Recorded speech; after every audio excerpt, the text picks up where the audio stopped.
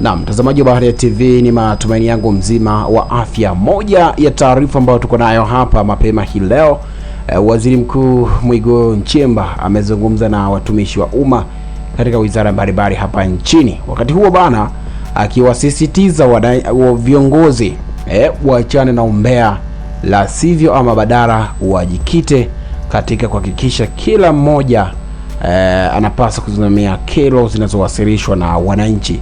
Sasa hapa bana amezungumza akiwa ziarani pale mkoani Dodoma ama jijini Dodoma. Twende tukamsikie kile ambacho amekizungumza. Mtazamaji wa Baharia TV, maoni yako ni muhimu kwa kile ambacho tutakwenda kukisikia hapa. Tusikie maoni yako. Wewe una kipi cha kuchangia? Nachukia uzembe, nachukia uvivu, nachukia unyang'anyi, nachukia watu kupuuza kero za wengine. Nachukia watu kuzoea shida za wengine.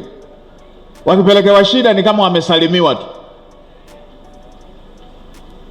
wanapokea, wanaendelea na shughuli zao, chatting kwenye simu, umbea.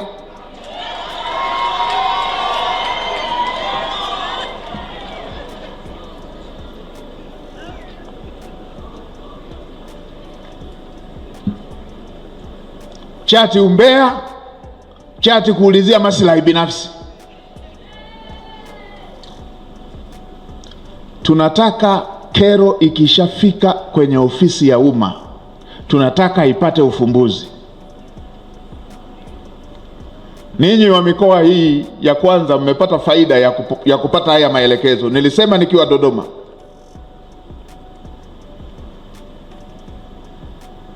nimesema kwenye ziara.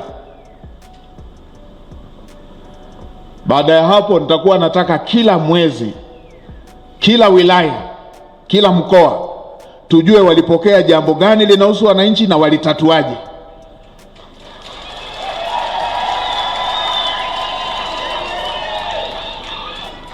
Hii habari ya kukaa mwezi mzima,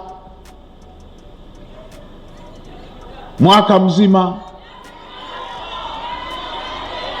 na jambo limeshafika kwenye ofisi, taarifa ya utatuzi, unabakia kusikia tu tumelipokea, unabakia tumelipokea.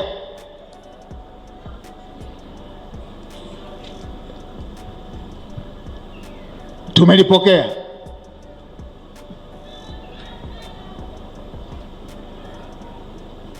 Nilipita pale, wale wa kahawa, jambo la tangu mwaka 2023 wako na fedha ya wakulima, wananchi wa kawaida kabisa, na wenyewe wananiambia tumelipokea.